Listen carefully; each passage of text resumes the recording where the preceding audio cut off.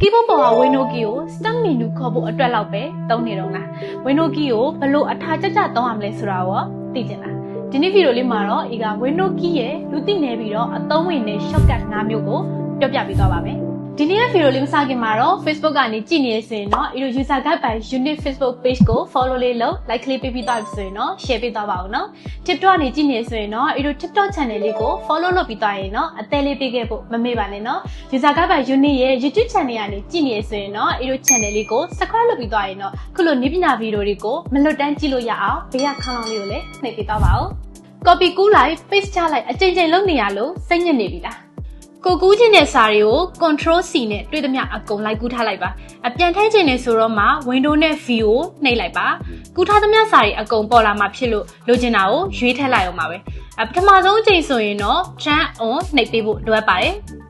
window တွေအများကြီးဖွင့်ပြီးတော့အလုပ်လုပ်ရတာလားဒါဆိုရင်တော့ window နဲ့ set ကိုနှိပ်ပါမျက်နှာပြင်ကိုနှစ်ချမ်းခွဲမလားလေးခွက်ခွဲမလားကြိုက်တဲ့လေးယောက်ကိုရွေးလိုက်တာနဲ့ window တွေကိုစနစ်တကျရှင်းကြည့်လို့ရသွားပါပြီ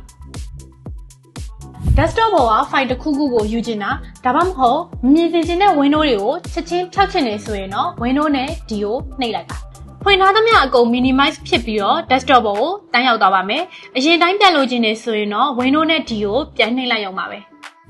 desktop ကိုသွားချင်တာမဟုတ်ဘူးခဏပဲကြည့်ချင်တာဆိုရင်တော့ window နဲ့ comma ကိုနှိပ်ထားလိုက်ပါနှိပ်ထားတော့ခဏပဲ desktop ကိုပြပြီးတော့လက်လွတ်လိုက်တာနဲ့ငကိုတိုင်းပြန်ဖြစ်သွားမှာဖြစ်ပါတယ်ဂိမ်းဆောင်နေရင်ရုပ်ရှင်ကြည့်နေရင် full screen ကနေပြီးတော့မှအတန်တိုးကျယ်လုပ်ဖို့ပဲဖြစ်ဖြစ် Wi-Fi line ချိန်ဖို့အတွက်ပဲဖြစ်ဖြစ် taskbar ကိုပြန်ဖော်နေရလားမောင်းရွှေ့ပြီးတော့လိုက်ရှာနေကြမလို့တော့ပါဘူး Windows A ကိုနှိပ်လိုက်ပြီးဆိုတာနဲ့ Action Center တန်းပေါ်လာပြီးတော့ချက်ချင်းချိန်ညှိလို့ရပါပြီဒီ၅ချက်ကိုမှတ်ထားမယ်ဆိုရင်တော့ Windows 3ရတာအထကြပြီးတော့မြန်ဆန်သွားမှာဖြစ်ပါတယ်ခုလိုနည်းပညာ tips တွေကိုအမြဲတင်ဆက်ပေးနေတာဖြစ်လို့ဒီလို user guide by unit ရဲ့ Facebook page ကို follow လေးလုပ် like လေးပေးပြီးသွားရင်တော့ share ပေးသွားပါအောင်နော် TikTok channel လေးကိုလည်း follow လုပ်ပြီးသားပြီဆိုရင်တော့အသေးလေးပေးခဲ့ဖို့မမေ့ပါနဲ့နော် user guide by unit ရဲ့ YouTube channel ကို subscribe လုပ်ပြီးသားပြီဆိုရင်တော့အခုလိုနည်းပညာဓာတ်အားတွေကိုအမြဲကြည့်လို့ရအောင်ဘေးကခေါင်းလောင်းလေးကိုလည်းနှိပ်ပေးသွားပါဦးအဆုံးထိကြည့်ရှုခဲ့ကြတဲ့အတွက်ကျေးဇူးတင်ပါတယ်အားလုံးပဲတက်တာ